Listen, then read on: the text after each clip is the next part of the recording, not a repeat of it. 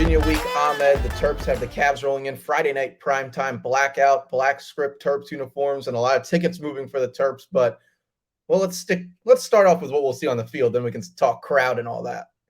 Yeah, I think it'll be definitely an exciting game. Obviously, two teams kind of trending in opposite directions right now. UVA coming into College Park looking for their first win. Maryland obviously looking to go 3-0 for the third consecutive season. So definitely a chance for Maryland to kind of close out the non-conference slate on a more positive note after the Charlotte showing, we'd say. So definitely a lot to like on paper. So and then obviously a short week going into it, and then Maryland will have an extended week going into their first road game of the Big Ten slate.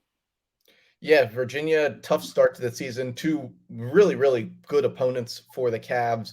They started off against one of the top teams in the country, Tennessee, in what was, I guess, a neutral site game, if you want to. They had Virginia Yeah. on one side of the end zone, but they played Tennessee in Nashville, and well, it was all orange in the stands, and not Virginia orange. That was, I guess, they both wear orange, but it was all Tennessee ball orange out there, and they stuck around in the game for a while. I saw it at the Old Line tailgate. We had it on. Everybody was kind of interested in what Virginia would be able to do. Obviously, first time back on the field after the tragedy last year for Virginia, but they end up getting rolled in the second half of that one, go down 49-13. And then Saturday, I got a chance to take in most of their game against JMU. It was on ESPNU and two at the same time when the Virginia Tech Purdue game was in weather delay. And Virginia was rolling.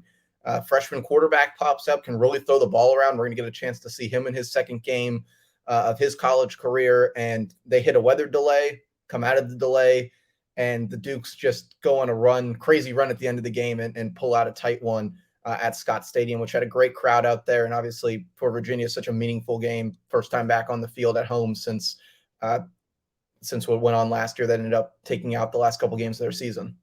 Yeah, obviously, like you mentioned, just a tough start to their season, and obviously, in another storyline going into this week. But what happened in week one was in that fourth quarter of that Tennessee loss, Monmouth transfer Tony Muskett, he went down with a shoulder injury. So the true freshman Anthony Calandria, he stepped in and looked a little bit shaky against Tennessee. Obviously, understandable true freshman going in, obviously in a blowout, but it's a big stage for a true freshman. But seemed to find his groove a little bit more against JMU in week two. Finished 20 of 26 for 377 yards, tossed a pair of touchdowns against one interception. So definitely a lot to like. And like we said, going into this week, who starts at quarterback, I think is kind of something to watch. But I do think that just Maryland, like I said, talent wise and statistically, even Virginia has proven they are among the worst in the ACC, if not the worst right now. Yeah, I think it's a team, week three, 36-35, lost last week against a team that's probably going to either be in the Sun Belt Championship or get really close preseason pick to at least win their half of the Sun Belt Conference, which is really turning into a solid college football conference as far as the lower half of D1 goes. And then obviously a blowout loss to one of the top teams in the country. I think they kind of come into this Maryland game, and from talking to a couple of Virginia fans that I know this last week, they seem to be quite positive actually where the program's at. I mean, the preseason predictions, we talked about it on this show in our season preview, was, bottom tier of the ACC, 1-11, 2-10, at best like 4-8 was thrown out there from many of the writers. I think this Virginia team is going to give Maryland a test, especially if they start off, anywhere close to where they come to Charlotte. If Maryland doesn't come ready to play, I think Virginia's got some players, especially in the skill position, a couple of receivers. Their run game's really struggling at the moment, but they can come in and bring some heat and at least stay in the game for three quarters. Yeah, I mean, I think when you look on the run game on both ends, I mean, like you said, they struggled, but they struggled probably more one of the worst performances I've seen among any team. 35 carries, 18 yards, still managed to find three touchdowns in there. But then again, on the run defense, they struggle mightily there. So I think that's obviously a key storyline to watch and probably a key factor for Maryland if they want to cruise in this game. But I do think that a lot of Virginia fans. There's a reason. When you look at the true freshmen kind of taking that week one, week two jump. A lot of the Charlotte media has been very bullish on what he's been able to do, and saying not only does he give Virginia the best chance now, but is he the quarterback of the future? So I think that obviously I think that points to a lot of their optimism there. You mentioned two of those wide receivers, Malachi Fields, Malik Washington. Malik Washington posted nearly a 200-yard receiving game against JMU. So and Fields as well hauled in 8 receptions. So those guys, I think, will probably be Maryland's first test in the secondary that has gone through some nicks and bruises in this early part of the schedule. So like I said, I do think that Maryland, they should be able to kind of take advantage of that. I think Maryland's offense against that defense. I think the run game really should be able to get going. I think this is a chance for Maryland's offensive line to really find their groove. So I think that there is a lot to like in these matchups, and then I think these wide receivers have some advantageous matchups as long as Talia can, take advantage of those deep balls like Loxley has talked about. Yeah, I would completely agree with that. And for JMU in the passing game, they were 20 of 31 for 224. Jordan McLeod's a dual threat quarterback for James Madison. He also ran for 32 yards on the day. Virginia, not much pressure on the quarterback. They only record 1 sack in the game against James Madison. Um, I think for Maryland, this is a real chance to get vertical, to pick up where they left off in the second half of that Charlotte game and come out and really run a good balanced attack of straight at you football, where Roman Hemby and Anton Littleton and Colby McDonald can get running downhill. We'll see kind of what the mix of running backs are. I think that's one of the storylines for Maryland in this game. Does Littleton, after being benched after a personal foul, did he lose his spot to Colby McDonald, who had a really solid game? Is that turned into more of a three-headed monster, which I think what Maryland fans know we have with Colby McDonald really getting his chance to shine? And can they just hit the deep balls on time early in the game? I think if you look at Leah's career, mainly from last year going forward in games against worthy competition, they just really haven't been on time at the beginning of the games. They struggled with the deep ball, really hitting guys in stride. I think this is a chance just for Maryland to take what they did in the second half and say, we're here. We fought through adversity. We saw what happened. We were down 14-0. We came back. Now let's start fast this week and really get on time and run this offense to its full extent. Yeah, I think exactly that. And I think, you mentioned, running back rotation, Colby McDonald. I think Colby McDonald looked good. I know I've heard of preseason. He was able to show flashes a little bit. And obviously, Anthony Littleton, Loxley was kind of asked about it post game, and Loxley made the comment about the unsportsmanlike conducts, and I'm tired of the 6 thumb penalties, and if that's going to happen, then you're going to sit on the bench. So those, I think those things kind of factor in, obviously, but I think Roman Hemby, obviously he's going to need to attack, and then you mentioned the passing game. Yeah, I expect Maryland to kind of come out firing. Obviously, you're looking for 7 on every drive, but I think there's going to be a little bit more maybe urgency in that first drive after this last week, and despite the short week. So I think that's going to be something to watch. And then on the other side of the ball, I think this is a chance for Maryland. Really, UVA. They allowed the most sacks in the ACC so far through 2 weeks. Maryland's defense line, I think there's been, quite optimism. I think there's been some signs early on, but I think you still want to see some more pressure inside. And I think this is kind of a chance for Maryland's defensive line to really kind of hit that next stride going into, like I said, with Big Ten play, even though it's Michigan State with a suspended Mel Tucker, I guess that's what we're going to call it. But yeah, I think that's kind of where you mentioned Tommy A, Jordan Phillips, Tommy A, King Sote. I think all those guys really have a field day, and then I think that front 7 obviously I think we've kind of seen the depth of that inside linebacker room. I mean, Jayshon Barham, he's not really playing a ton, and I think I don't think there's much dispute when you say that he's the Maryland's best inside linebacker. But guess what? How much drop off have you really seen when Caleb Wheatley and Fanaji Gote are out on the field? So and that's really not a knock on Barham. It's really more of a testament to just how good this linebacker room is. So and who they're able to turn to. So I'm kind of looking for Maryland's front 7 to really dominate this game. It's still a true freshman quarterback. Obviously he played JMU, and I think making this JMU offense one-dimensional, and I think that's kind of the big key right there. Yeah, I would say so, and I think you brought up a great point, which is the 8 sacks allowed from this Virginia offensive line to start the season, and it's not like Tennessee sacked them 7 times and James Madison got 1 sack. It was 4 and 4, so they given up 4 sacks a game, but in both. You mentioned it, Tommy A, Jordan Phillips, Trey Colbert, Christian Teague, that interior defensive line rotation, Isaac Bunyan, who can actually, I think, might be the best pass rusher out of that group right now. they got to find a way to get some interior defensive line pressure in this game. It's great that Jay Barham can put up some sacks. It's would be nice to see, Quashon Fuller get back there, Yeah. all your edge rushers, Kellen Wyatt, those guys. But really, this interior defensive line's got to show some ability to get some push against in the passing downs and really hold their own on this line. Or again, come Big Ten play, we're going to see what we saw last year. Darrell Chami was he can get up there the passer. We knew that going into the season. Vindarius Cowan had been able to do that in the past as well. But when it came down to, late season, when there was a lot of tape on Maryland, those guys isolated by the offensive line, doubled, combo blocked, and your interior guys just were not getting pressure or push up the middle. And that's going to create a lot of clean pockets, not a lot of hands in the quarterback's face, not a lot of quarterback hits, even though once in a while they might get a sack. I think that is something definitely to look at against what certainly looks like a subpar offensive line right now. Yeah, I would definitely agree with that. Obviously, you mentioned and they go against an offense that like a Virginia offense that's just really struggled overall. I mean, I mentioned at the beginning of the show, it looks like statistically they might be among the worst in the ACC. I mean, right now they sit last in scoring offense, scoring defense, total defense, run offense, and run defense. And four other, they're one of two teams that are not generating INT right now. I just think, and you mentioned, defensive line. I think Christian Teague is a guy that, I think we tend to just kind of look at so the mainly is just the scholarship players, but he's been a guy that even last year he was able to kind of find his way.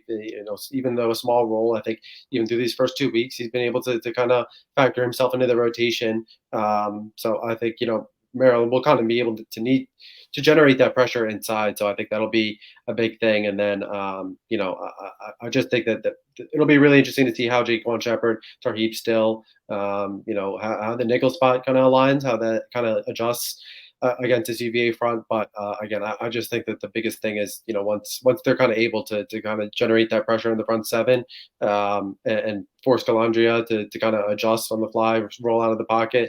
It's not his strength. So I think that's kind of where Maryland will be able to kind of attack them. Yeah, you mentioned the secondary, and my only point on that is I'm, down on the field taking photos of the game, and Jaquan Shepard and Tarheeb Still, and really whoever's playing the nickelback spot are still, and it just might be the coaching Maryland style when it comes to this, very, very contact heavy defensive backs. And when you look at a team right now that's probably, my prediction is somewhere between, I'm not sure if we're going to talk prop bets later, but if there was one on pass attempts from Virginia, I would put that number probably at like 32, somewhere over 30, just based on where they were successful last week and what they're probably going to look to do. Really interested to see, the way the game's refereed. So far, we haven't seen the excessive pass interference calls or, um, you know, contact fouls on the defensive backs that we saw last year from Maryland. And that might be an overall, and it is a step forward for Maryland, overall just step forward in playing clean, not getting personal fouls, not talking to the refs, not getting on the bad side of that aspect of the game. But if a team really starts to throw the ball, will Maryland get aggressive and will they pick up, 3 pass interference calls in this game? What will that look like from the kind of revamped or Jaquan Shepard being that new piece to the secondary? He's gotten a couple of those where he's, definitely looked like he could have gotten a flag thrown at him. What do we see when Virginia really tries to spread the ball around and get it out quickly? Yeah, I think that's very fair. And I mean, I think obviously you talked about just kind of Jaquan Shepard, how he's going to look. And I'll look kind of beyond that. A lot was kind of talked about through the offseason, when the cornerback room lost Deontay Banks and Jacorian Bennett, they added Jaquan Shepard immediately. And, maybe there was some talk that, there was possible that they look at another cornerback out of the portal. And, obviously Maryland stood pat there. So we've been able to see Lionel Whitaker, Gavin Gibson. He's, been banged up to start the year. Should be possibly available this weekend. He's been able to go practice last week, was available at practice on Tuesday. So we'll see if he's able to give it a go this week. But, just kind of who's able to kind of emerge beyond him. I think Corey Coley, he's a guy that, again, he's been able to show flashes through these first 2 weeks. So again, you mentioned kind of how the secondary, and then it'll be interesting to see how the back line kind of adjusts. Obviously, Dante Trader back there this week. So will be interesting. But again, I do think that just over a 60-minute span, I think, I think that Maryland will be tested. I think it'll be a good transition kind of going into, non-conference to Big Ten. But I just think over a 60-minute stretch, not as strongly as I felt about Charlotte, but I think Maryland over 60 minutes wins this game by probably 3 touchdowns at least. Okay, 15 minutes in, we're throwing out score predictions tonight. Um, you mentioned injuries. Where do the Terps kind of sit with the injury report, and kind of where is Avante Williams at this point? Yeah, I mean, Avante Williams, Loxley talked about it last week. He's a coach's decision not to play week one. Obviously, he was back on the field last week, was in pads, going through warm ups, obviously did not end up playing. So we'll see if he's available. Obviously, he's not on the injury report. So remains that coach's decision. And, I mentioned Gavin Gibson, looks like he's kind of inching back as well, able to kind of practice. He's able to give it a go this weekend, whether they kind of stay more conservative with the shortened week and give it a go for Michigan State, that kind of remains to be seen. And we'll kind of see on game day for that. Obviously, Gottlieb Biedzy, he was back at practice today. Loxley said that he expects him to be able to play against Virginia, but he also said the same against Charlotte. So, again, Gotti was able to go through warmups last week and was not among, I believe it was 8 or 9 offensive linemen who played against Charlotte. So we'll see Yedzi if he's able to kind of rotate in, whether he stays in at right tackle. If Connor Fagan moves out of the rotation completely, does Maryland adjust? Does Yedzi, does he line up as a guard at all? And Fagan stays in at right tackle. How much, rotations are and kind of experimentation is Maryland still going to do along the offensive line? Like I kind of hinted at, just kind of with conference play. So I think those are kind of, some storylines, obviously, with those injury updates kind of going into the week. So we'll see. We'll see. Obviously, Maryland will have a chance to kind of get some key pieces back, but I think all eyes will kind of be on Ayedzi, kind of with the buzz that he drew, kind of going in from the spring to into the fall. I think he's a big piece that a lot of fans were looking at as a starting piece, an impact piece at the biggest question mark of the season. So it'll be interesting to see if he's able to give it a go Friday night. Yeah, and I'm starting to really like the idea of him at guard and leaving Connor Fagan in there. I think when you turn on the tape right now, the weak point is the interior line for Maryland. I don't think Fagan, despite being a walk on, and a lot of people saying, what are they doing with a walk on in there? I kind of like the way he's progressing. I kind of like him in that spot. I think DJ Glaze on the other side is a strong piece for Maryland. It's just, can they work out? One, can we get down to the point where we got one center that we know who's the starter at that spot? I think that's key there. And then for almost whatever the reason, the staff is really out on Emilio Moran. I mean, it almost seems like they are not necessarily looking, but from their evaluation, he seems to be the point that piece that they want to move around in there. I mean, I know we've seen a lot of rotation through there, but that center and guard spot that Moran has right now, those clearly are the two spots that they're still trying to figure out a combo they like at. Yeah, and I mean, I think Kyle Long's obviously he was a guy that was kind of rotating in the spring as well, and he was kind of factoring in the rotation. Marcus Dumerville is another guy who's rotated in. Eric Harris, we kind of talked about in the post game show, him and Mike Purcell alternating halves there, and Mike Locksley talked about it at the podium today, saying that they kind of made a change at the center position. So that'll be kind of interesting to see if Eric Harris, if he's able to kind of hold on to that spot going into Big Ten play. But yeah, you mentioned DJ Glaze and Connor Fagan. Connor Fagan, he's been a guy that he's not at the top. I believe he was at the top of the snap counts this past week against Charlotte. But again, he's a guy that's been given a lot of opportunity to take over that spot at right tackle in Yadzi's absence. So again, I just think it'll be kind of interesting, and I think Yadzi, again, he's primarily been where I think he's a guy that has the body, the framework, and the skill set to possibly be a Big Ten guard. So I think that'll be kind of interesting. I just don't know, and we'll be really interested to see how much rotation they do, and especially how much they do kind of with a with a Yedzi in his first appearance. Yeah, now let's take a look at the spread and some player props. We're going to add a little bit of talk about the props that DraftKings has for the game on Friday night. But the big number is the Terps 14.5 point favorite as of right now, which is Tuesday night. And over under set at 49.5. Ahmed, you already said you like the Terps by 3 touchdowns. I'll have to agree with you there. I would have to play at Maryland, lay the 14.5. And definitely, I mean, I think the over under is the play, and I like the over. Yeah, I mean, I probably honestly take Maryland minus 14.5 and probably over 49.5. I mean, I could see Maryland getting to 38, 41, like wouldn't completely shock me, and I could see Virginia being able to get a touchdown, possible late field goal, something like that. I just don't see it being close. But yeah, I mean, I like both of those to cover. I just think around on paper, like I said, I just think over a 60-minute span, even with Virginia, even though that true freshman quarterback, I think he's been able to kind of show some strides and some flashes against JMU. I just think even with a short week, I think Maryland will be able to kind of take advantage. In the running game, they have Roman Hemby over under touchdowns 0.5. So does Hemby get in the end zone Friday night? Yeah, I mean, I like Embiid. I think that's pretty feels like a pretty safe bet for that to hit, especially just kind of we're noting how bad Virginia's run defense has been kind of going into these week three, obviously. So I think this one will hit. And then the receiving yards one, it catches my eye as far as it because Jay Jones is the predicted receiving leader for Maryland, 52 and a half yards. His over under followed by Caden Prather at 36 and a half, or Ty Felton actually in front of Prather at 38 and a half. Then kind of a mix of Terps, Deichus at 34 and a half, and Hemby at 17 and a half on there. Jay the leader, makes sense to me, but Felton as the number two guy, interesting that Vegas has their eyes on Ty Felton. Yeah, I mean, I think he's a guy. I think he's a guy that he's been able to kind of show these flashes, and I think even with Caden Prather, Tyrese Chambers, obviously Chambers, he's wasn't available kind of obviously because he didn't play last week. Kind of provide an update for him for subscribers over on Inside the Black and Gold. But yeah, I mean, I think Felton, he's a guy that will kind of be able to take advantage. And I think he's a guy who's just kind of really developed just in terms of his speed, his route tree. And I think he's a guy we've seen. He's had some opportunities. Obviously, we saw week one. He had the big drop that could have been a 70, 65-yard touchdown.